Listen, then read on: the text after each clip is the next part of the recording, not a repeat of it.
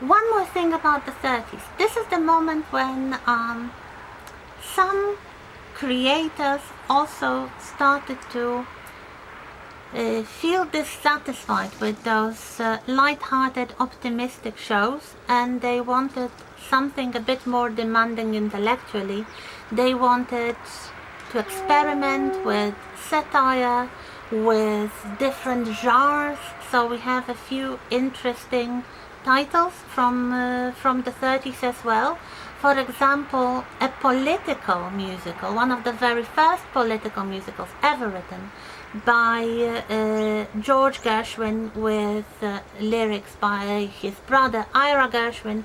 The title was Of Thee I Sing. This is taken from one of the patriotic songs, very popular in America, and this was the first musical ever awarded the Pulitzer Prize for drama. This was a political satire, so this was something that never happened in the musical before.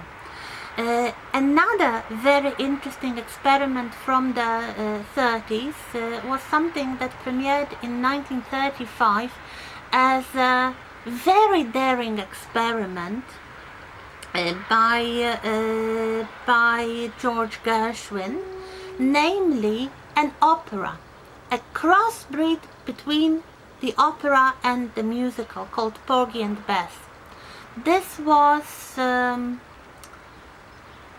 set among the African Americans. This was based on a literary source, but what Gershwin wanted was to create what he called a folk opera, so to blend opera, that is a kind of sung-through performance with trained voices, with very characteristic techniques of vocalizing, blended with jazz and folk music, especially the folk music of Black Americans. So this was not an immediate success, but something that has remained in the history of the musical theater, something that has been revived many times also by opera companies. So perhaps one of the good examples of the fact that the inspiration works both ways. So we have the opera inspiring the musical, like let's say Miss Saigon, which is a version of Madame Butterfly, but we also have the musical inspiring as if back the opera, and Porgy and Bess is a very good example here. So if we look for the predecessor of I don't know, those sung-through musicals like The Phantom and Les Miserables, but also Sweeney Todd and even West Side Story in the 50s, they all can be taken back to Gershwin's Porgy and Bess, really. So that's what happened. In the 40s, we have something that I asked you to watch for today, namely the consolidation of the integrated musical. And another game changer, the absolute milestone, the same I would say scale as Showboat was in the 20s. In 1941 we have the premiere of Rodgers and Hammerstein's Oklahoma. So for the first time we have a musical in which the storytelling is the most important thing, and the integrated musical is the musical that wants to tell a story through every medium and every way available on stage. Everything, especially dancing and singing, has to promote the story. We'll talk about Oklahoma in a little moment, so after I finish this overview of the Broadway musical. They had a very cohesive plot, the songs that furthered the action of the story, the dances by choreographer Agnes de Mille, the dances that actually meant something. This is for the first time that dancing is not just a decoration or something to create a mood. It's supposed to mean something. It's supposed to further the story. This was a great blockbuster. Some say it was the first blockbuster Broadway show. Over 2,000 performances. It was very quickly adapted to film, and just like Showboat before, it became a milestone. So you cannot really understand the history of the musical theater, especially in America, if you do not know Oklahoma. Rodgers and Hammerstein, and they collaborated with other people before, of course. Hammerstein wrote the lyrics to Showboat. Rodgers worked with other lyricists as well.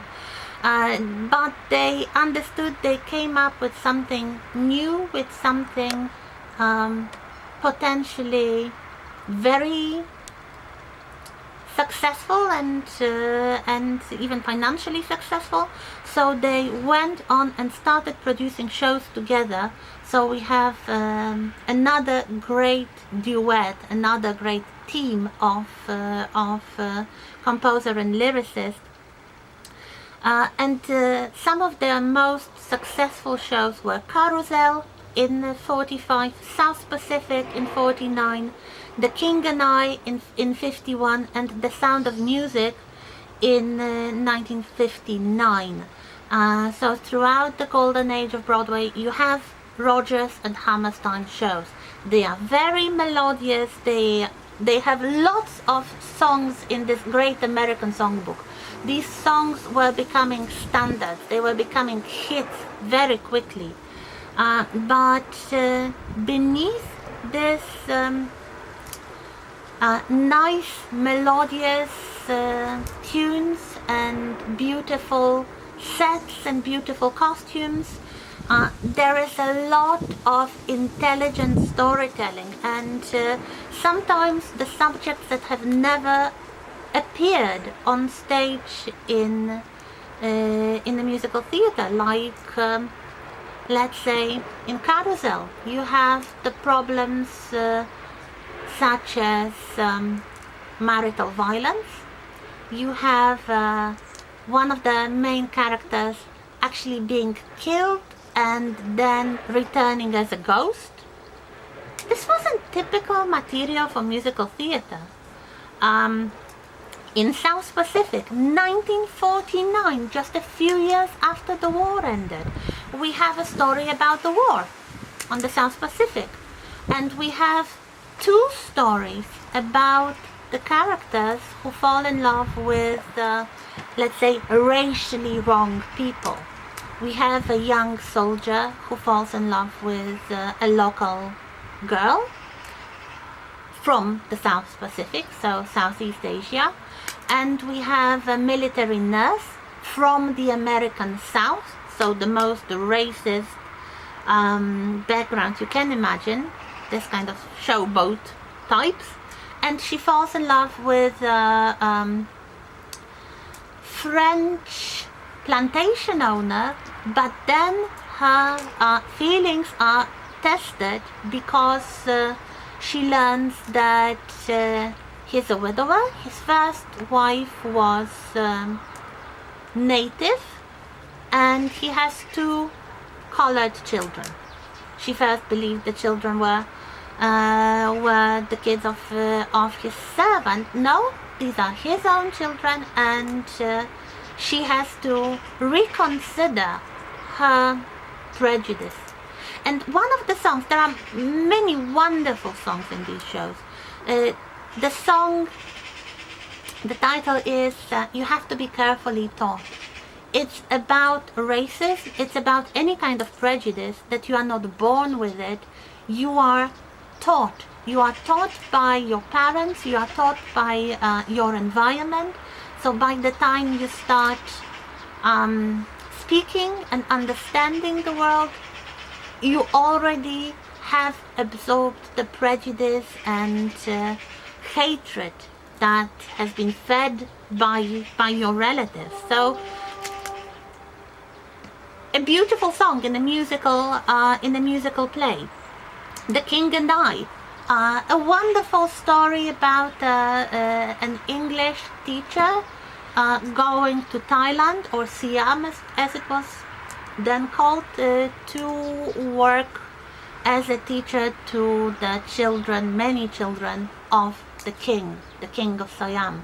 And this is a wonderful musical about teaching, about being a teacher. If you'd like to explore this theme, or perhaps you are teachers or you want to be teachers in your life, absolutely go ahead and see The King and I, the musical version. There is also a kind of straight feature film with Jodie Foster. It doesn't have the music.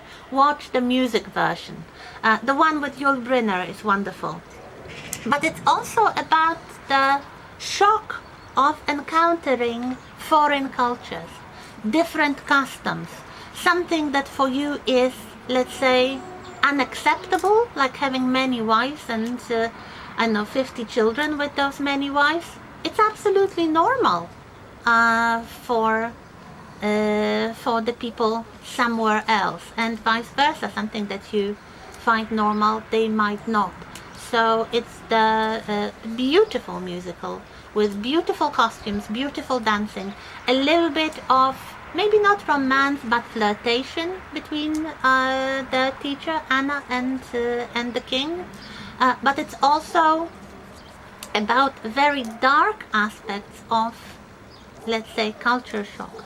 The Sound of Music, perhaps the greatest success, also made into a very, very successful film.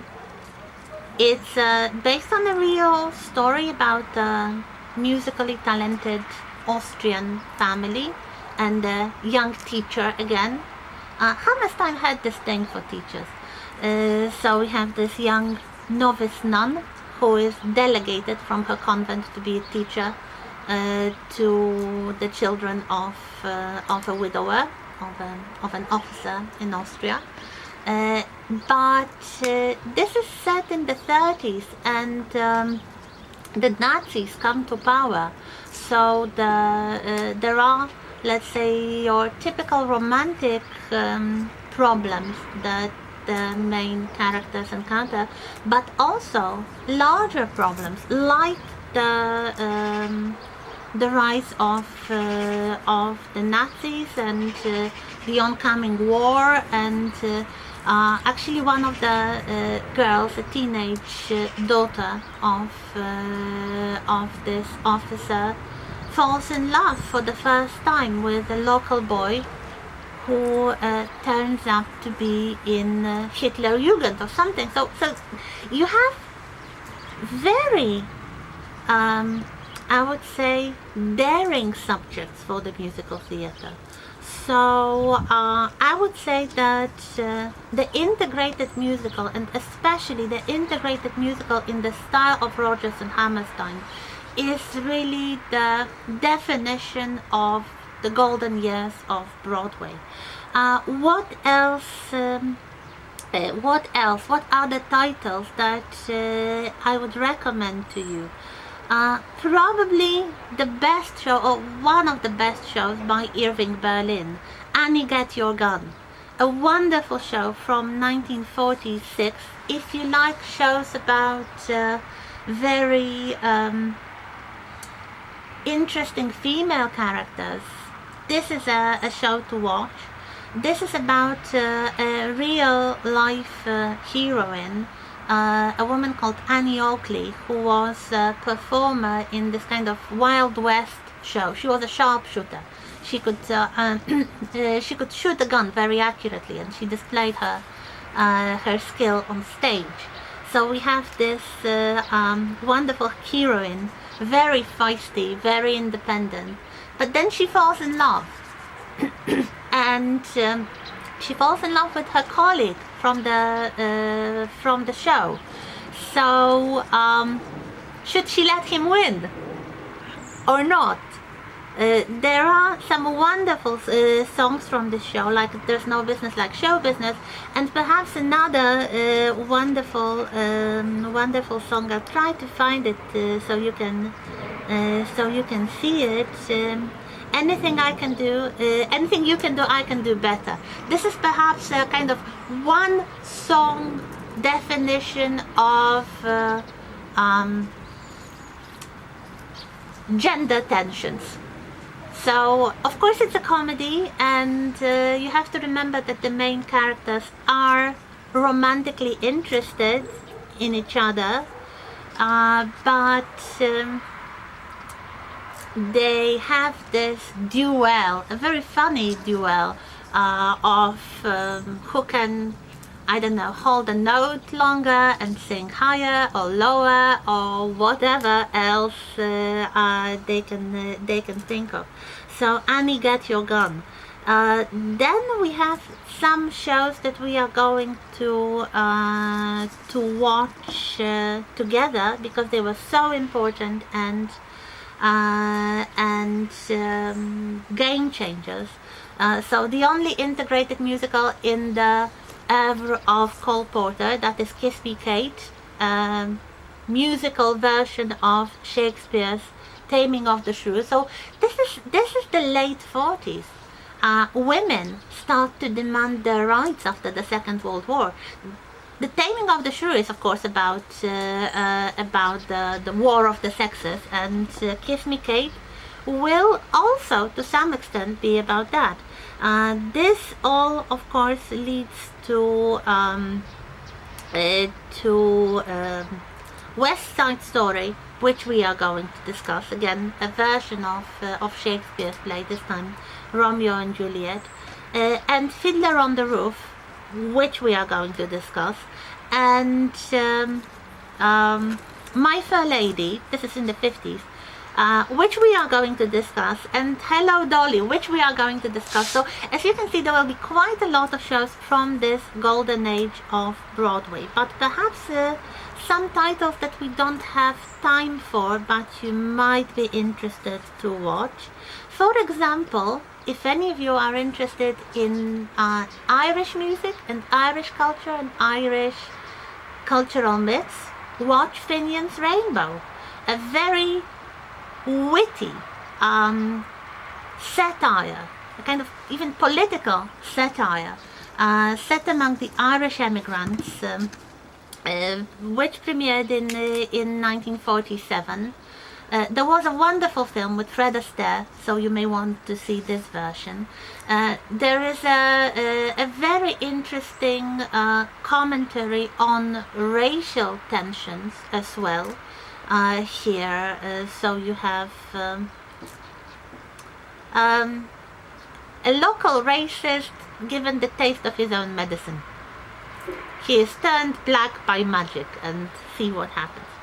Another very interesting musical from 1950, Guys and Dolls.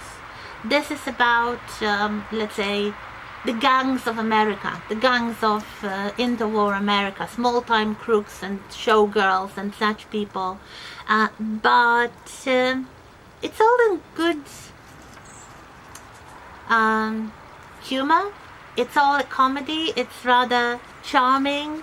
Of course, there is this good girl meets bad boy thing that will be very often reproduced in Grease, for example. But in Guys and Dolls, there is a small-time crook and a young lady from the Salvation Army. So how it works, you can see. There is also in the 50s the musical that broke all records for the length of play ever. The musical in question premiered in 1960. The title is The Fantastics, and it ran for the total of 42 years. So the record has not been beaten so far. It's again a version, a kind of romantic comedy, but very intelligent romantic comedy version of Romeo and Juliet. So two neighbors, one has a daughter, another has a son. They live in the middle of nowhere, and they would like the children to fall in love, so they pretend to be enemies. There is a very interesting subplot involving the traveling circus, because the fathers employ the owner and the kind of grand master of the traveling circus to help them orchestrate this trick on their children. So this is really what happens, and this is basically what I would like you to remember from the 20s, 30s, 40s and 50s, with the exclusion of the shows that we are going to watch in close-up. And in a little while I'd like to talk with you a little bit about Oklahoma.